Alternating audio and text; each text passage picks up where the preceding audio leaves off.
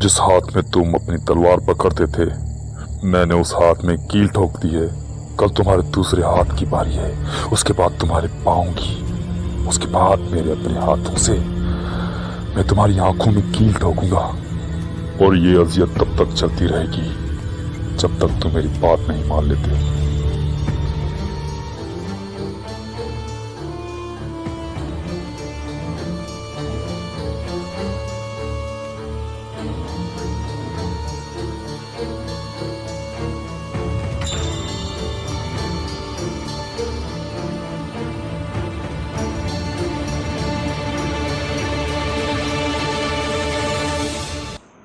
और तैमूर क्या कहता है अपनी बाबा की बात पर? वो अपने बाबा की बात से इत्तेफाक करता है और फौज के इश्तराक से रजामंद है। और बाकी सरदार? उनके बारे में चरगे में पता चल जाएगा। और तुम?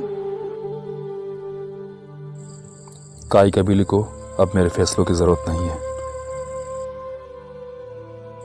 क्या मैं गलत कह रहा हूं? मैंने कहा था कि हलब मत जाओ, किसी ने मेरी नहीं सुनी। उसके बाद हमने बहुत मुश्किलात देखी हैं। जब भी हमें अमन मिलने वाला हो, मुश्किलात दोबारा सर उठा लेती हैं। जिस काम की भी मैंने मुखालफत की तो हमें दोबारा बहुत मुश्किलात देखनी पड़ी, मगर अब सबको मेरी बात सुननी होगी। जहाँ तक आपका सवाल है, हाँ, हमें इत्तेहादी फौज बनानी चाहिए, नहीं तो हम चील कौवों का लुकमा बन जाएंगे। और हमें बदला लेना है और मंगोल काफरों को शिकस्त देनी है, वरना लोगों के दर्द का मदावा मुश्किल है और हमें उनके दुख का मदावा करना है। ये हमारी जिम्मेदारी है। अम्मी जान, इजाजत चाहता हूँ।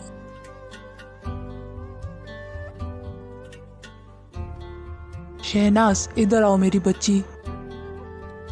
जी अम्मी जान। जब तक हम कोई मुश्किल हल नहीं निकाल लेते, औरतों को आलिया खातून के कामों में मदद पर लगाओ। हम पहले ही इन पर बहुत बोझ बन चुके हैं, कम से कम काम में इनकी मदद तो करें। ठीक है अम्मी जान, मैं ख्वातीन से बात करती हूँ और इनको बताती हूँ। जो बेहतर है वो करो।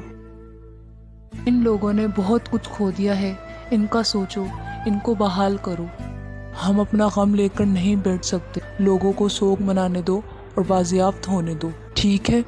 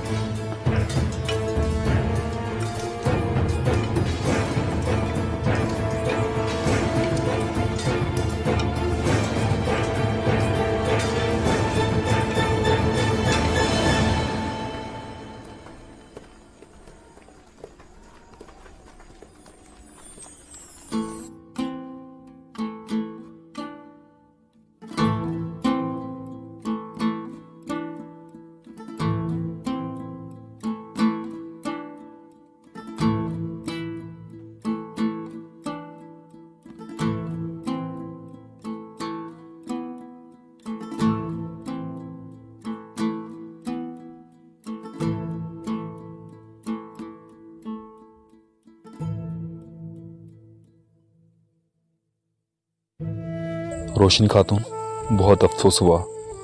तैमूर, अल्लाह आपको लंबी उम्र दे।